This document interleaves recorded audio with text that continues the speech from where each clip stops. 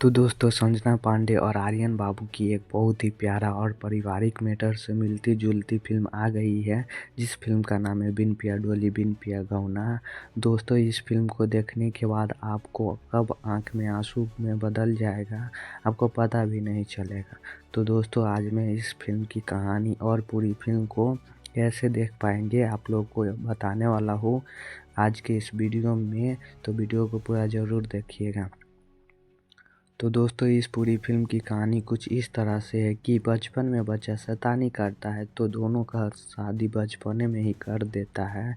तो संजना पांडे का पति को सांप काट लेता है तो वो मर जाता है। तो संजना पांडे बचपने में ही विधवा हो जाती है। तो संजना पांडे जब बड़ा हो जाती है तो उसके परिवार वाले सोचते हैं कि बेटी का शादी कर दिया जाए।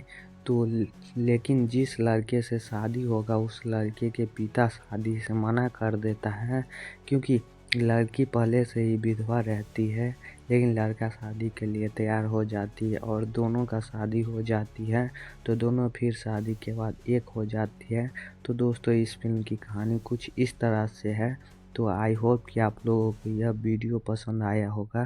तो वीडियो को एक लाइक और चैनल को सब्सक्राइब कर लीजिए। मिलते हैं नेक्स्ट वीडियो में, तब तक के लिए बाय बाय, जय हिंद दोस्तों।